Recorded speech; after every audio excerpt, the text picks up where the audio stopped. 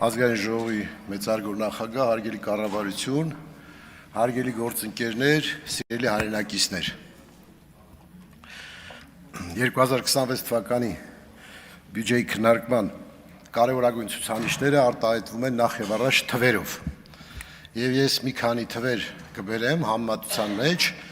2018 թվականի եւ 2026 թվականի միջև, որպեսզի հասկանալի լինի մեր աշխատանքի արդյունքը։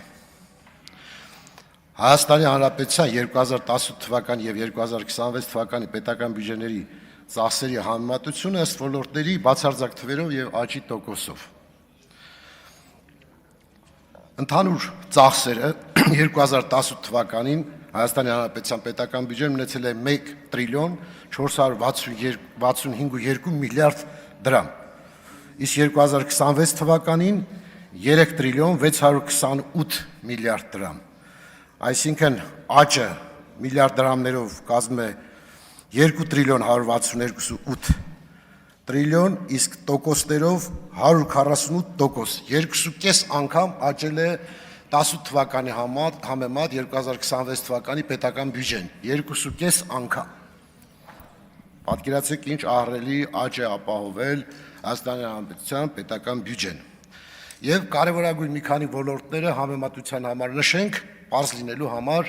աճի տեմպերը։ Սոցիալական պաշտպանության ոլորտում 2018 թվականին ծախսային մասով արձանագրել ենք 487 միլիարդ դրամ, 408 միլիարդ, իսկ արդեն 2026 թվականին 993 միլիարդ, այսինքն աճը կազմել է 584 միլիարդ դրամ կամ 143%, գրեթե 2.5 անգամ սոցիալական ծախսերը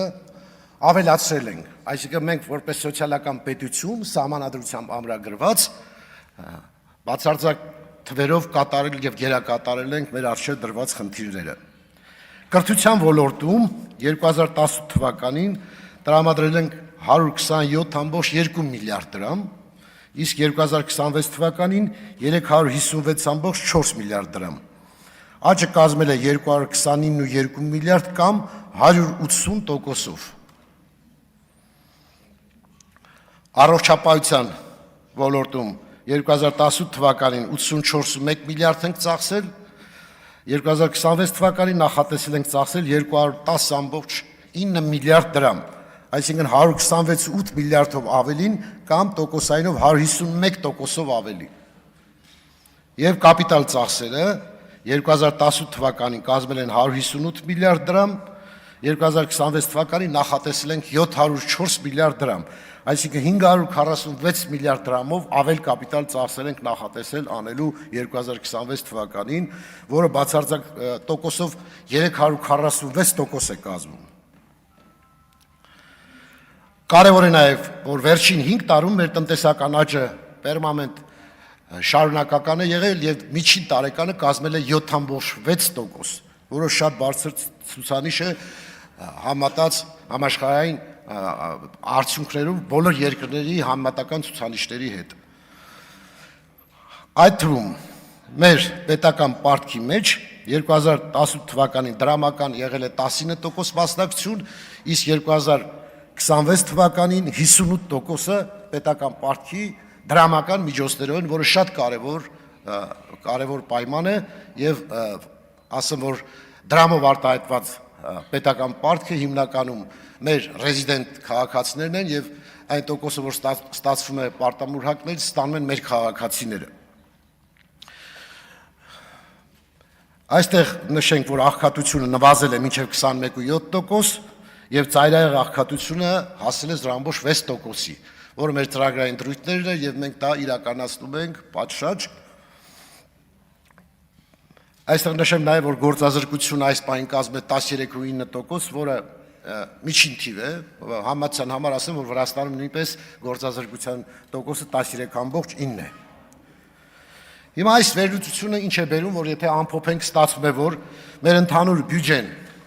2026-ին մոտ 2.5 անգամ մեծ է 18-ի համեմատ, սոցիալական պաշտպանությունը աճել է 143%, կրթության ոլորտը 180%, առողջապահությունը 151%։ Կապիտալ ծախսերը 4 անգամ աճել են, 4 անգամ 218 թվականի համեմատ աճել են կապիտալ ծախսերը, դա շատ լուրջ թիվ է, 4 անգամ։ Եվ այս այն պայմաններում, երբ ունեցել են COVID-ի եւ պատերազմի ծանրագույն հետևանքներ։ Հիմա սա ոչ միայն տնտեսական փաստաթուղթ է, այլ առաջին հերթին քաղաքական փաստաթուղթ է։ Եվ քաղաքական փաստաթղթի իմաստով եկեք ոչ միայն հաշվենք COVID-ը եւ պատերազմը, այլ այն հզոր դիմադրությունը, որ այս ընթացքում մեր վրա, մեր երկրի վրա կար արտաքին ճնշումներ եւ ներքին ճնշումներ։ Մեր արտաքին աշխարհաքաղաքական իրավիճակը, պատերազմը եւ դրա հետևանքները, բազմաթիվ երկրների հետ մեր հարաբերությունների վերաիմաստավորման խնդիրներ առաջացավ, իսկ ներքին ճնշումը երկու ընդդիմադիր խմբակցությունների բազմամիլիարդ դոլարանոց կապիտալի բարձր ճնշումներ, մեդիայով արտահայտված բոլոր ոլորտներում իշխանության նկատմամբ ծանրագույն մեղադրանքներով, ծանրագույն պատերազմակ, ներքին պատերազմով ընթացող պայմաններում եւ կարողանալ այս ճնշման տակ այսպիսի արդյունքներ գրանցել, կարելի ասել սա հերոսական աշխատանք է, որովհետեւ նոր իրողություններում նոր թիմը, որը իշխանության էր եկել, ուներ բազմաթիվ խնդիրներ, այդ թվում փորձառության խնդիրներ, այդ թվում նախկինից ժառանգած որոշակի հարաբերությունների պահպանման խնդիրներ, դրանք կարողանալու մարսել, կարողանալու անցնել, շրջանցել եւ նաեւ աշխարհաքաղաքական ռիսկերը չեզոքացնել, սա իսկապես բարդագույն ընթացք էր եւ մենք կարողացանք այս արդյունքները գրանցել այսպիսի դժվարին պայմաններում։ Հետեւաբար մեզ պետք է ամեն թվի մեջ տեսնենք ծանրագույն ջանքեր, ծանրագույն պայքար։ Ես կարող եմ ասել այս բյուջեն կարող եմ բնութագրել որպես բեկումնային, այսինքն ճեղքում ապահովող բյուջե, որովհետև մենք անընդհատ կարծես պետությունը ոտերից կախ շարժվում է առաջ շատ ծանր քայլերով, շատ դժվար ընթացքով, բայց եթե մենք կարողանանք նաև քաղաքական առաջիկա պրոցեսների ընթացքը տանել ճիշտ ուղղությամբ եւ հեղափոխության ընթացքը դարձնել անշրջենի, դա կարող է ապահովել Հայաստանի Հանրապետության կայուն զարգացման երկարատև ընթացքը։ Ուրեմն բոլոր այն մարդիկ, ովքեր պետության համար ամեն ջանք գործադրել են, շնորհակալություն եմ հայտնում, նոր հաջողություններ եմ մաղթում մեր թիմին, հաջողություն եմ մաղթում մեր պետությանը, մեր երկրի զարգացման կարևորագույն ընթացքի մեջ։ Շնորհակալություն։